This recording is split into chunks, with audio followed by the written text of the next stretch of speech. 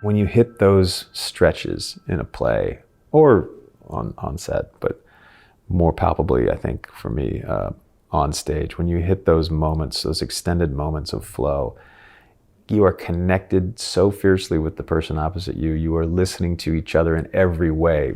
It never lasts for a whole 2 hours, but you get those little stretches and you come out the other side and it's just, you're so hyped. And I'm always hard pressed to explain how we got there or what exactly it was that felt so good, except to say it's magic, again, to use that term, because it is. Filmmaker Magazine presents Back to One with Peter Rinaldi. Kelly AuCoin is an actor. He sat down with me on the Upper West Side of Manhattan to talk about the work. Do you have a typical process when you build a new character? What's your way in? Just having this conversation with my wife recently, and she's a dancer. She's been a professional dancer for years, modern dance. It's a very different kind of art in some ways, but she also gets the process. I was claiming that I don't have a process. And she scoffed at that. She was like, of course you have a process. You absolutely have a process. Just what do you do when you first approach a scene? And I started thinking about it and I realized I actually kind of do. The reason I default to saying that I don't have one, I think, is that I didn't go to grad school and I hated acting classes in general. I never found an acting class, or rarely found an acting class that didn't infuriate me in some way. And so I learned by doing, obviously with the base of a few classes here and there, but I learned best from other actors, understudying for years, playing small parts, trial and error.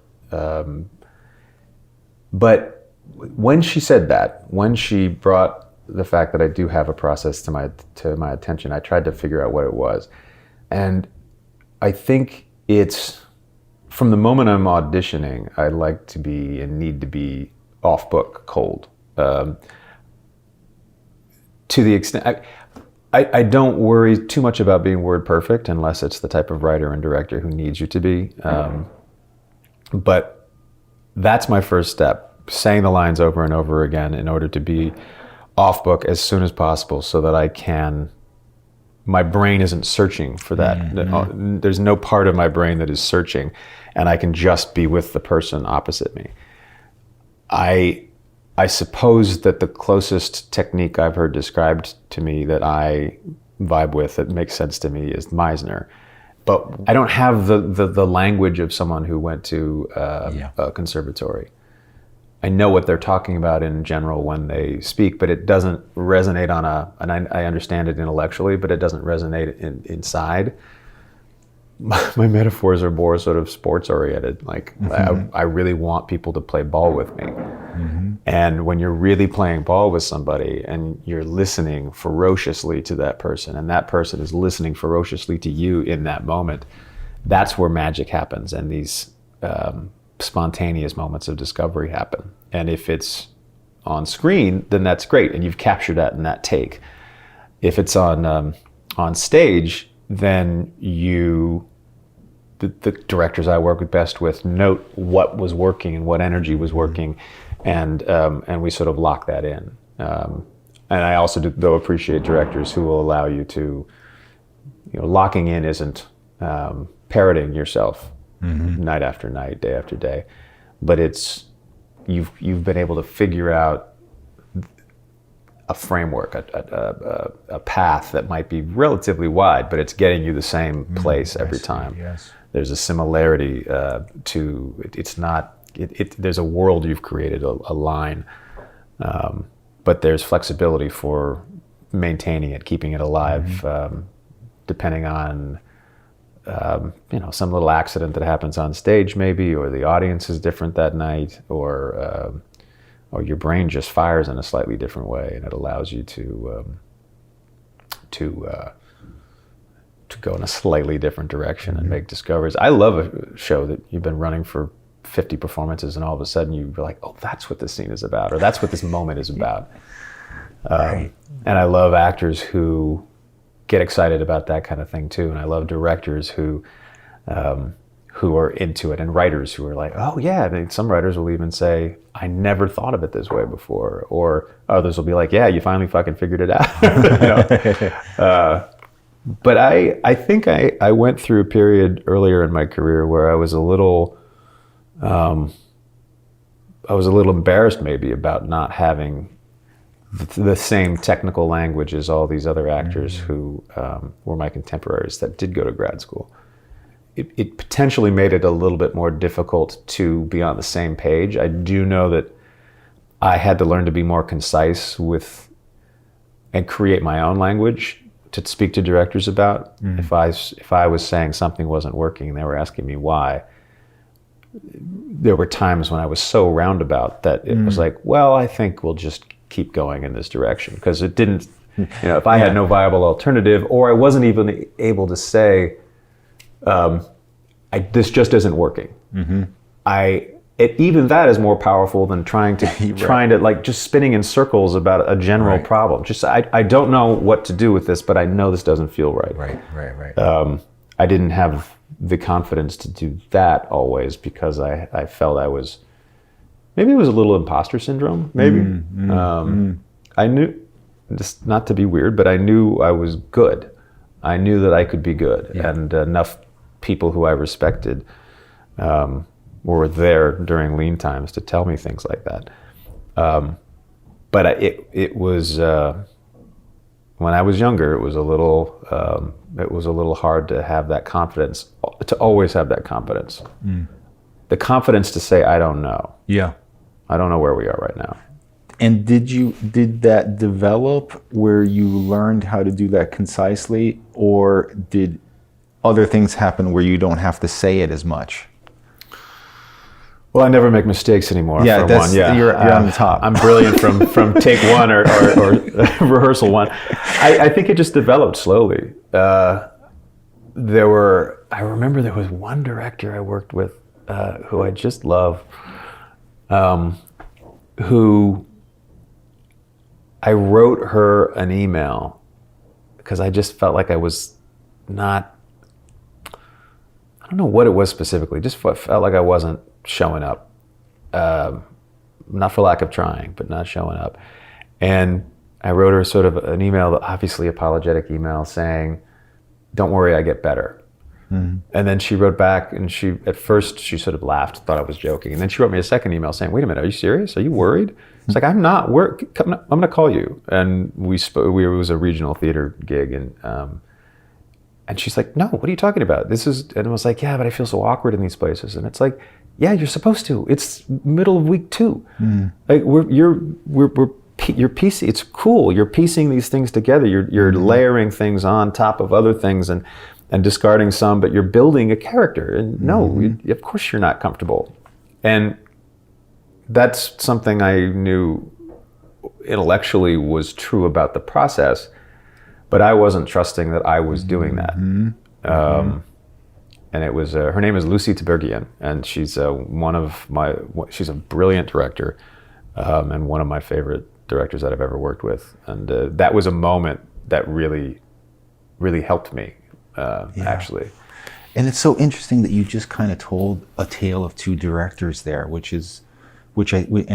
something important that we don't talk about a lot on this, which is when a director almost has to kind of translate what an actor is saying, because they might not know how to say it. Sure.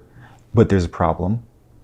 Or they might be saying it in a cryptic way, in a cryptic way. And somebody just said, no, I think we'll go on, because they didn't get you. Right. The other one was like, wait, let me call you, right? And that's the difference there. Like, you in both cases, you're trying to say something, and there might be something wrong. And a director kind of it's the job to kind of stake it out and see what's happening. Yeah, the director has to also be translator, sometimes has to be therapist. I think one thing that worked in Lucy's favor at that point was that I was already more concise.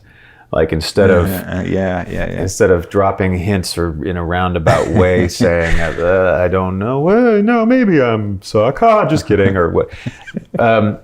I was actually able to say something, even if it was, looking back on it, it was like, well, that was a desperate thing to say, and sort of an ass covering thing to say, but it was concise, and so she was able to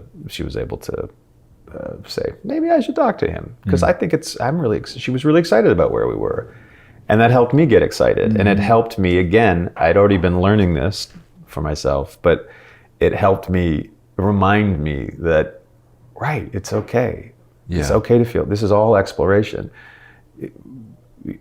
At this point now, I wouldn't trust feeling ridiculously comfortable in the first couple days of rehearsal. I mean, it's like, well, now we really probably should get rid of this and find something else, because it's probably too easy. We should be searching for maybe more difficult, less obvious choices, and then you can come back to that. Right. But it's been hard. The pandemic. I haven't done a play in 3 years, but I've been able to do, even with the Americans and then Billions taking up so much of my time, I've been able to do a play a year for quite a while. It's almost like you have to remind yourself, say at the end of a week and a half, you've got some really fun structure to these scenes and you're feeling good all of a sudden. And then the director starts asking more difficult questions. And then you get, oh wait, I thought, and you don't have it. You know that's the next step, but it's so easy to get comfortable with those first comfortable choices. Right. But my worst experiences with directors have been the ones who try to get in my head too much. And they don't always know where that line is, and other actors are different. But when I can't feel the freedom to have spontaneous discoveries, and when I can't, in my head, claim ownership of something I've discovered, not out of pride, but just out of the ability to jump off that cliff every night and have it be something that's mine, then my performances get stale. I get in my head. And that's doesn't happen as much with theater, because you do sort of do that a lot over the course of weeks, and then that tapers away. But when you have very little rehearsal time on a TV set in particular, and the person is telling you what to think, and it gets, for me, it gets cumbersome. I want to know, and especially if I've had a number of episodes already that I've been, where I've created the character. I know who the character is. Don't get in my head about who the character is. Right. Let's talk about how this character that I know better than you would respond to the given circumstances of this new written scene. That's the new.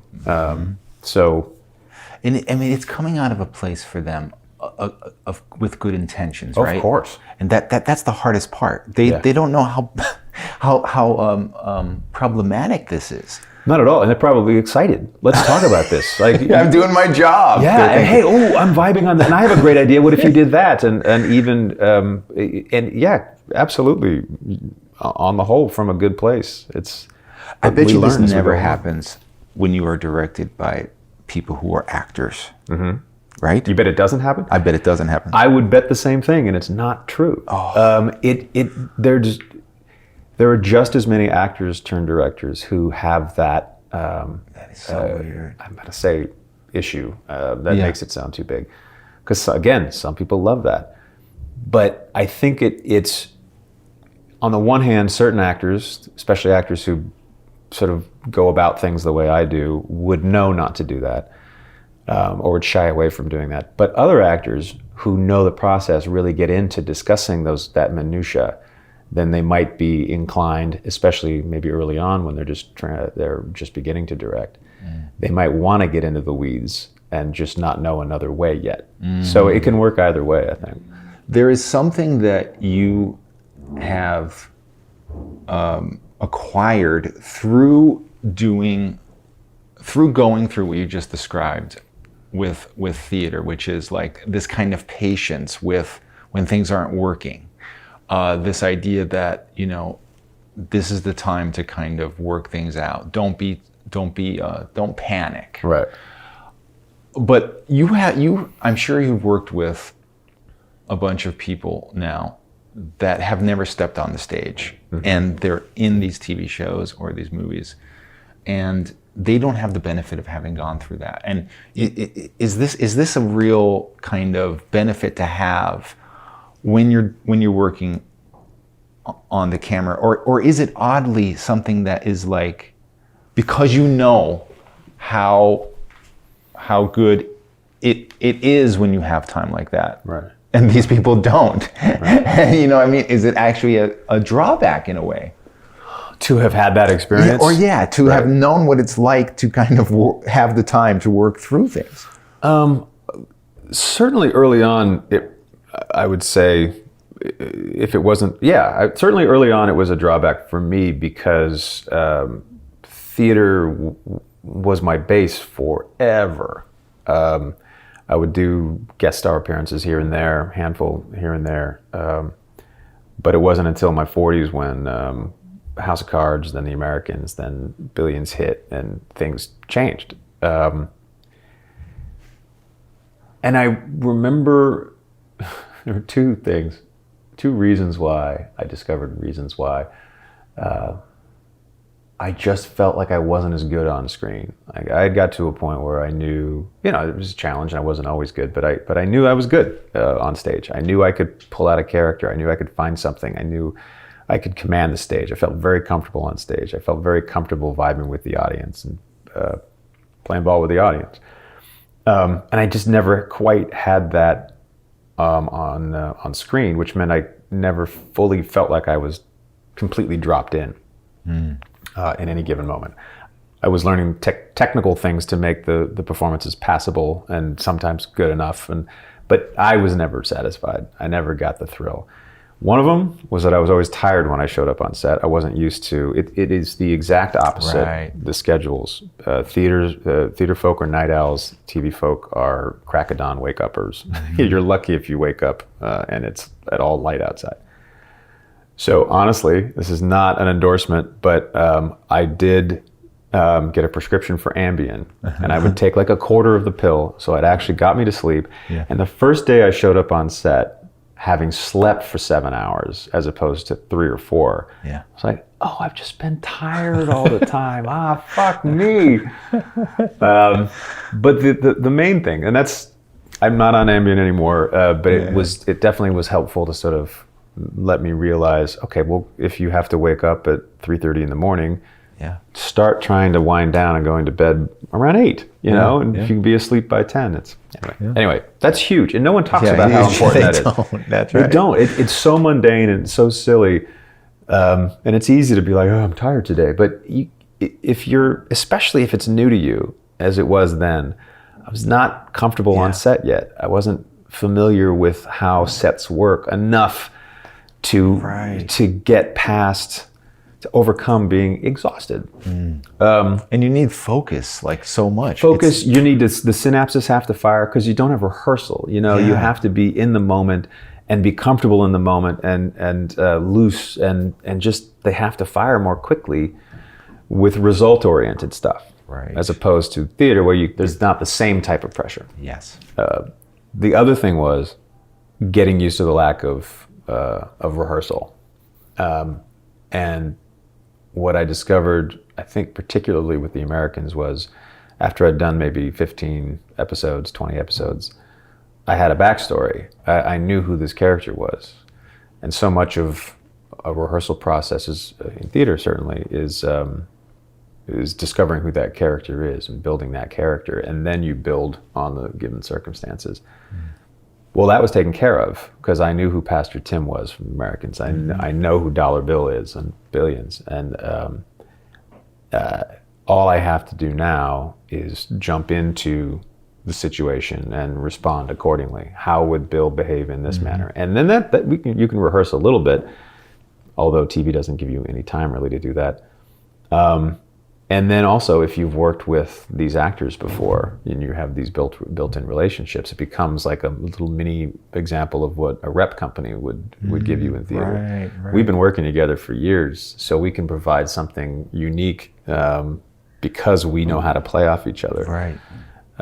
And once that started happening, it made all the difference in the world. So that the theater stuff, the theater background became a benefit then at that point. But that was the shift. Interesting. And it's translated to when I go to other sets now, just I think because of a general confidence. I am now comfortable on sets. I am now comfortable with the jumping off a cliff process. And it's kind of thrilling. It's different, very different than acting on stage, but it is it can be no less thrilling.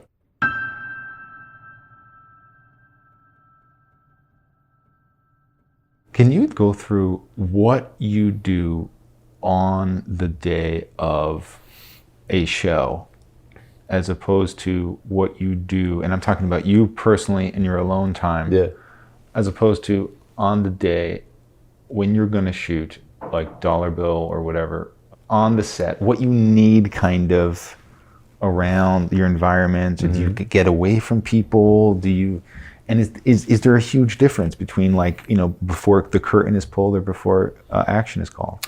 Yeah, to me there is. Others might say differently, but to me there is. It's because when you're about to jump on stage, you're going to be in that world for an extended period of time, as opposed to, and even if you come off stage, you're still in the back of your brain. You're hearing that reality is continuing for an hour and a half to 3 hours, however long your play is. It's not the stop-start. And there really is nothing like the moment right before you step on stage. There's nothing like it. The liminal moment of, there's an audience there, I'm right here. We rarely do have curtains opening anymore, but you know, I'm right here and I'm about to walk on. The last play I did, opened a door, just opening a door and walking into my character's office. And I always get backstage 5 minutes ahead of time, usually right before around the 5 minute call, and pace around. Maybe sing a song I liked that makes me, that sort of jazzes me up a little bit. But I like to have that buffer. And God, opening that door, entering that space is just, there's something completely transformational about it. There's a magic to it. And I don't find that magic in, action. Right.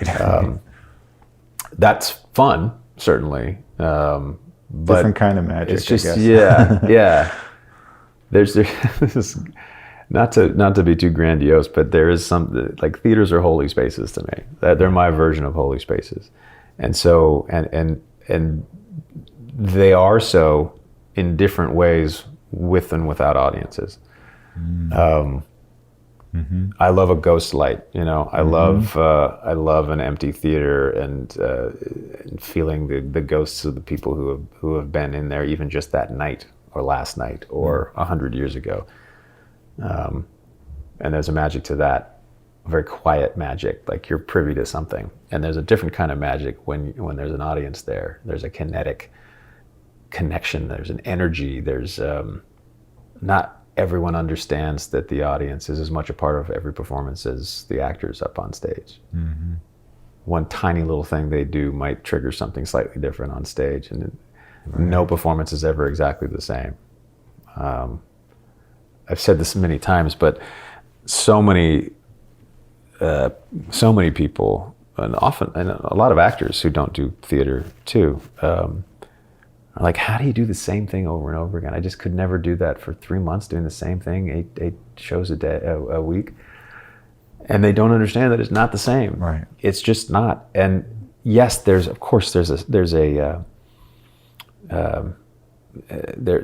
more than an outline. There's a structure. But God, it's just, you jumping off that cliff and you're buffeted by the different winds, and they're just going to hit you slightly different every time, and you're going to end up landing in a different place. That's a very violent metaphor. Now, that's a great. I was just saying that's a great metaphor. Right. Hopefully you don't land with a splat. Hopefully there's a good. There's a body of water or something. You have like a craft. Yeah. Okay. And you're, the winds hit you differently every night. You still start there and you still end up approximately down here. But the path you take one of those wins is the audience, though. Oh, right? completely. Completely. It's what you bring into it too, and if your synapses are firing differently, and what your acting partner, scene partner is bringing. But yeah, absolutely. The audience is it's the pivotal part of that experience for us. Yeah. The change in the audience, and it goes beyond just they weren't laughing. That wasn't a good audience tonight, or they were. Oh, I loved how they laughed at this, or they're loud, or they're unwrapping their candy and they're coughing, or the ear thing went off. Beyond that, it's just there's an energy to every audience that is fundamentally different.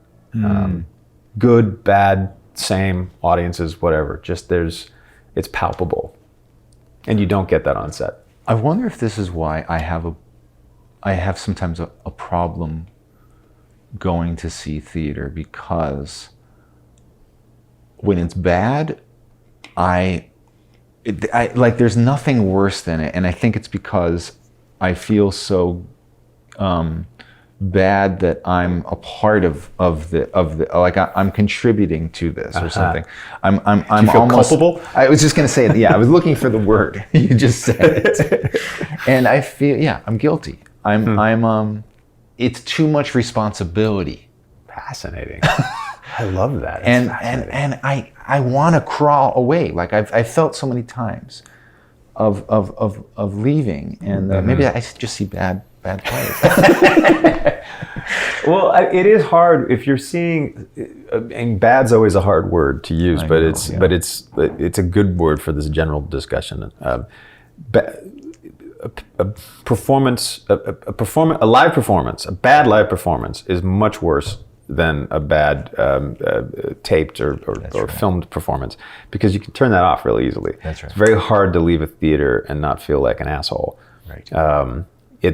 And even then, maybe if your non-asshole way of doing it is you wait till intermission, but still you might be stuck in this awful situation for an hour. Yeah. So I get that.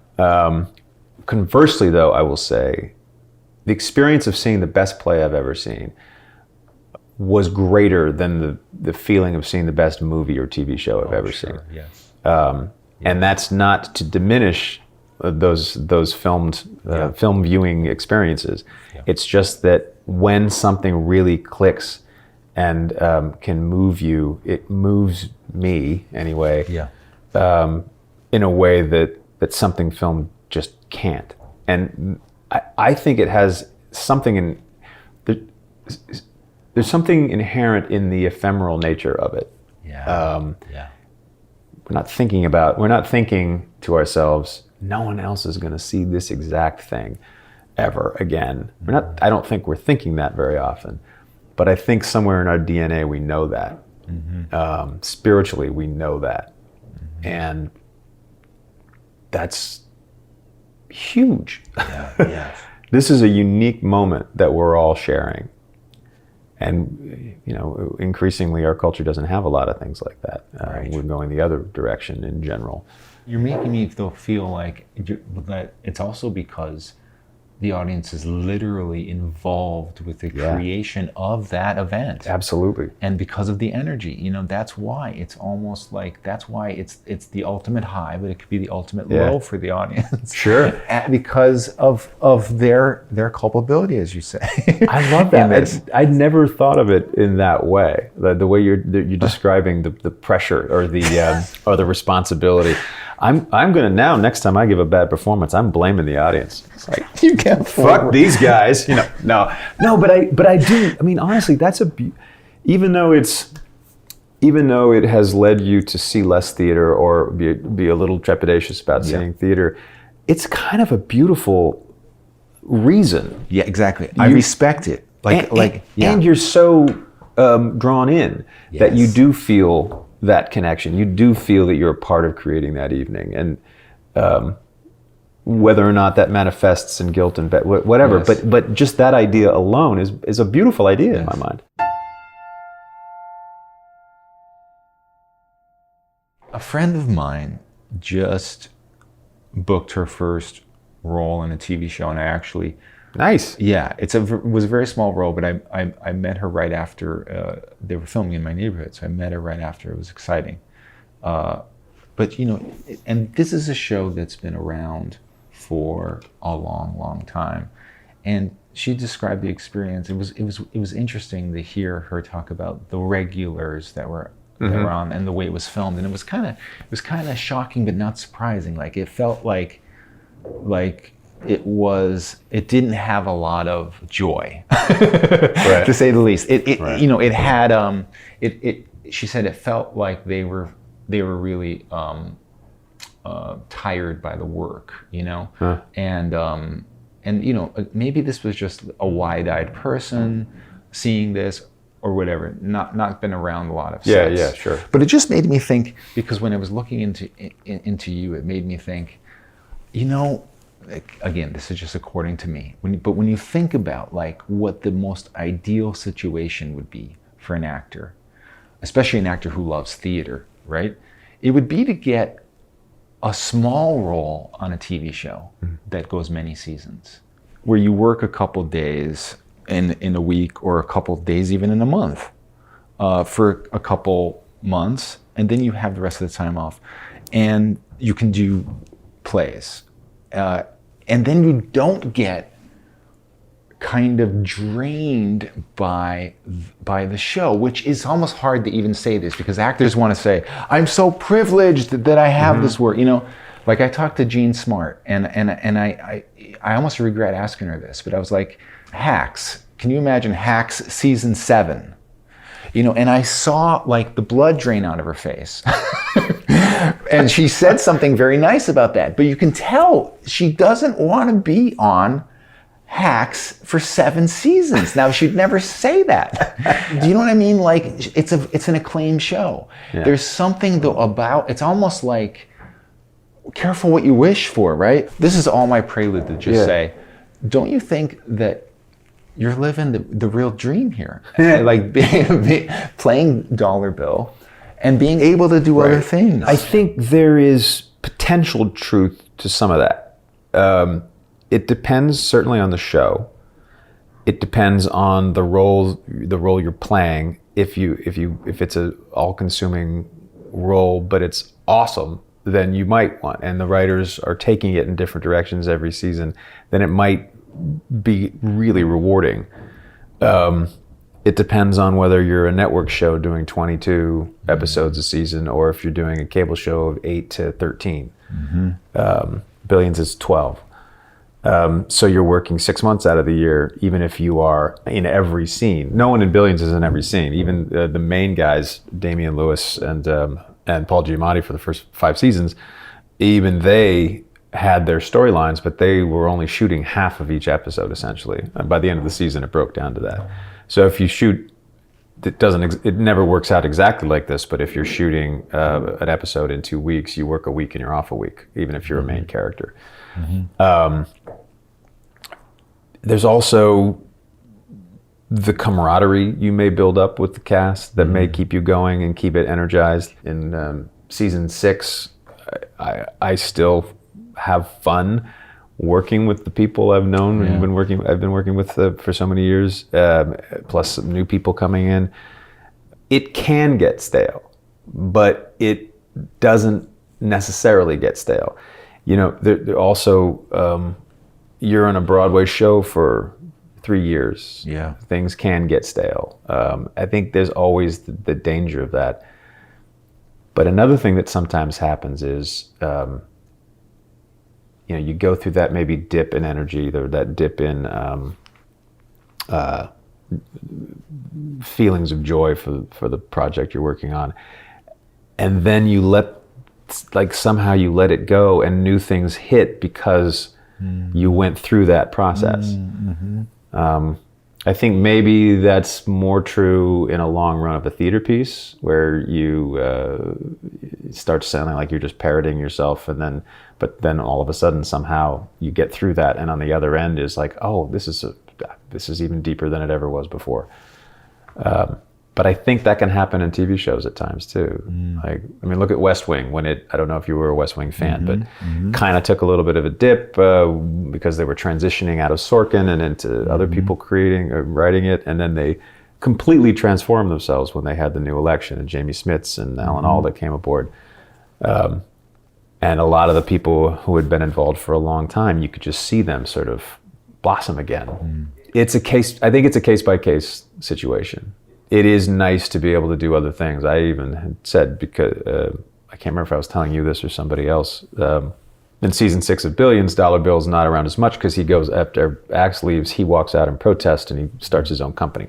So I'm still around, but not in all 12 episodes. And it enabled me to do like 5 other things. For the first time in 5 years, I was able to do a ton of other stuff while doing this, while doing Billions still.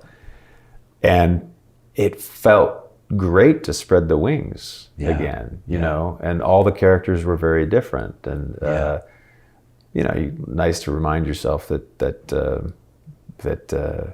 you're not a one-trick pony. You know, you can do a bunch of other stuff. So last year was a transition year for the show, but it was a really rewarding year for me, largely because I was able to. It's funny, I'm listening to myself, and now it sounds like I'm making your argument. Yes. Damn it! God, you're good. You would have come around sooner or later. Right. Was one of those things the Girl from Plainville? Yes. I heard you talk somewhere about it, where you were saying that the interesting thing was that in every scene you were dealing with different actors. Like tell me what that's like, because that must have been a unique experience where you're the mainstay almost in a way, where like these people are coming on for one day or whatever, and you're or maybe not. It wasn't exactly like that, actually. So I'm the detective who sort of pieces this case together, or does piece this case together, and brings it to the DA who makes the case. Aya Cash plays the DA, and she's awesome, or the prosecutor.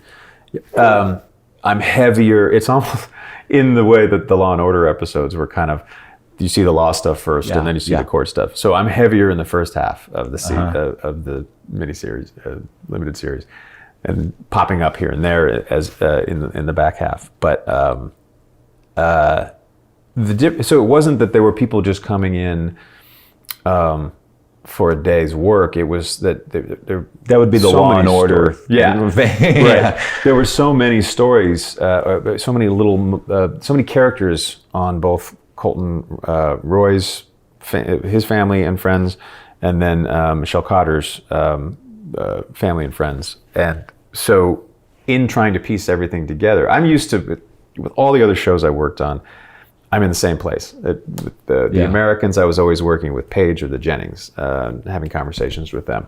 With Billions, I was, with a few exceptions, I was always at Axe Cap working with the same crew. And this was the first time that everything I was doing was either interviewing someone and trying to get at the truth, and then moving on to the next person when that clue presented itself, and then the next person, and then back to my bosses to see, like, hey, we need to push a manslaughter charge. No, you don't have enough. So then I go out and I'd interview more people, and it was just a different experience. I love working in one set. Particularly with Billions, there's a very family-like vibe that we've built up. It is definitely a family.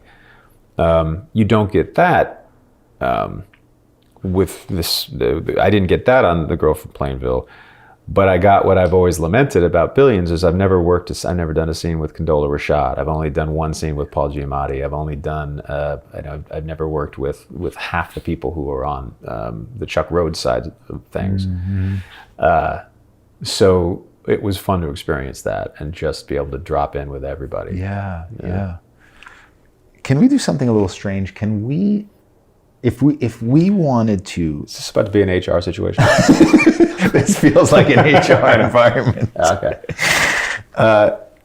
If we were going to invent the acting goddess who bestows blessings upon actors for certain things that they do, an actor gets more of the juice over time when they are taking risks, when they're continuing to take risks. Yes. Would you agree? Yes. Like, so that's what I'm talking about. That's like an aspect that has to keep happening in order to keep the juice flowing.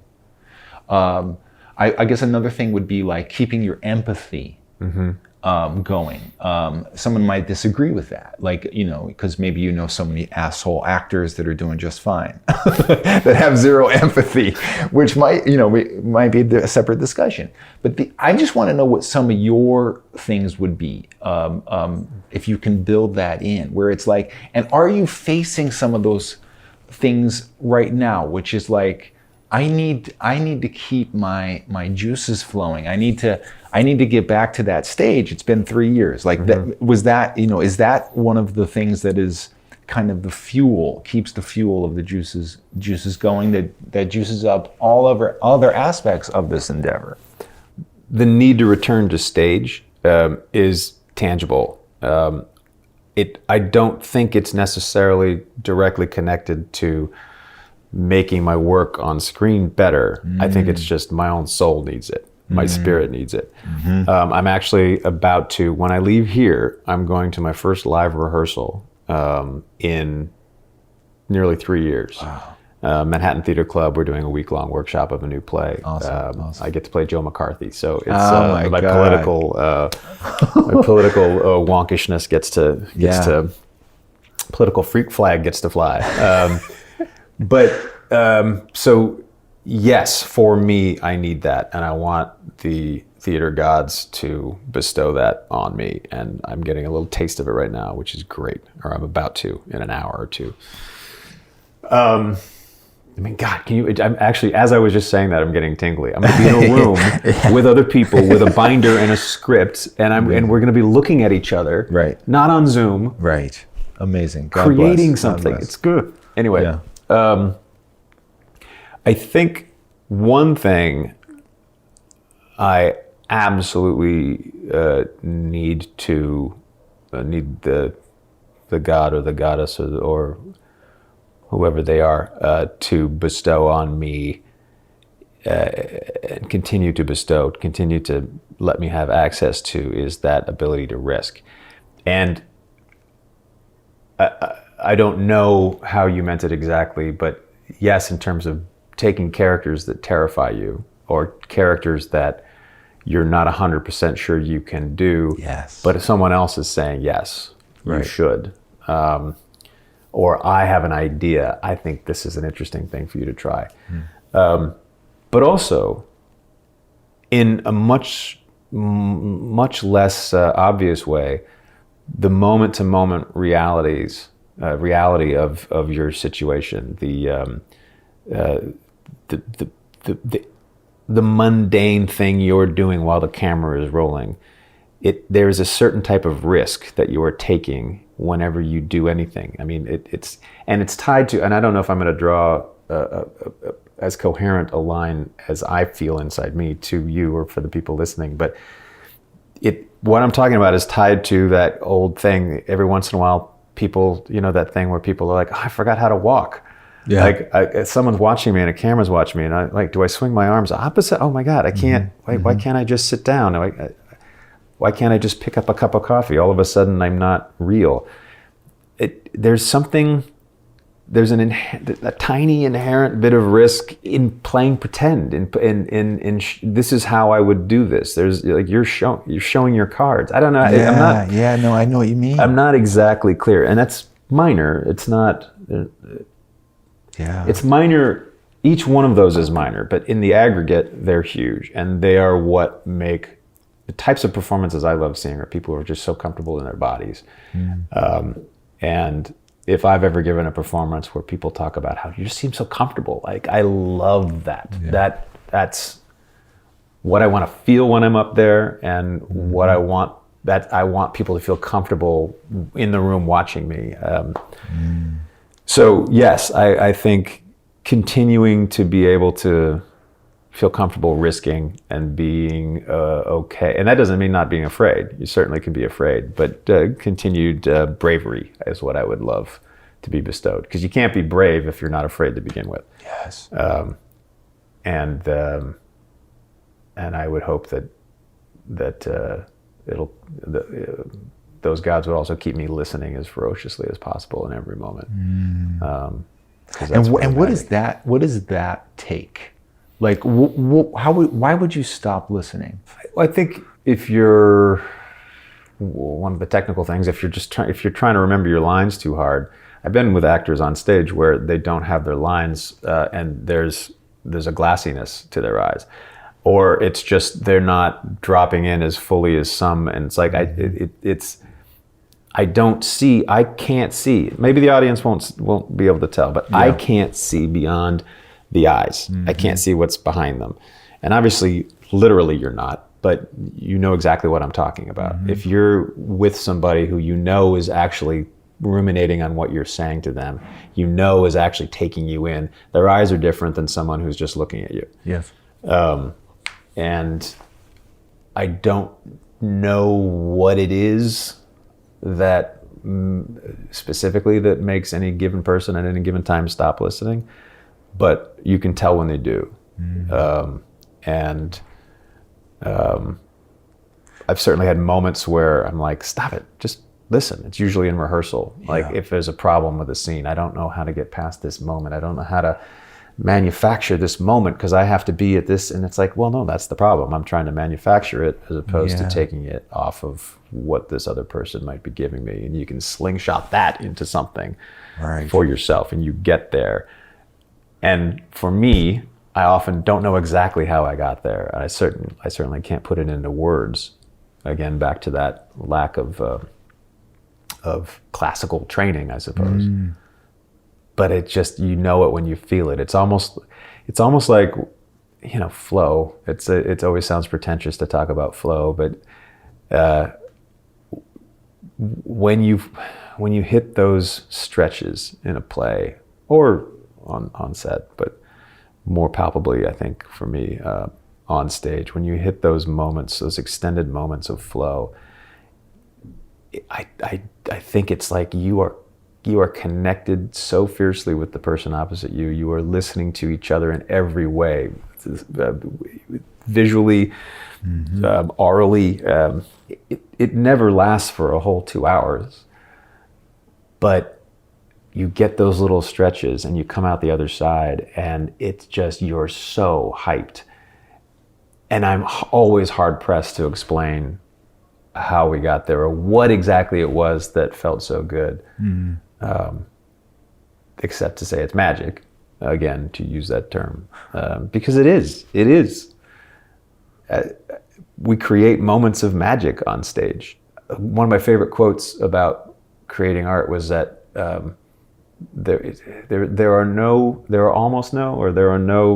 perfect, complete poems. Perfection is to be found in the fragments of failed larger structures. And I think that's the same for any performance, any play, any production. And failed is a word that some people shy away from, but it's just, if you look at it simply as meaning not perfect, then it becomes a very human thing. Yes, yes, every production is going to fail in some way through that lens. Right. But you find these perfect moments, extended moments even, within them, and that seems to me even more beautiful. It's more human. This is why I love theater so much, because it does feel. I'm not a religious person, but theater and the process of creating it and the relationships within it all feel very the closest thing to holy that I experience, I think. Kelly AuCoin, thank you so much. Well, thank you. This is really fun. Back to One is a production of Filmmaker Magazine, which is a publication of The Gotham, formerly IFP. Listen to back episodes of this podcast at filmmakermagazine.com or wherever you get your podcasts.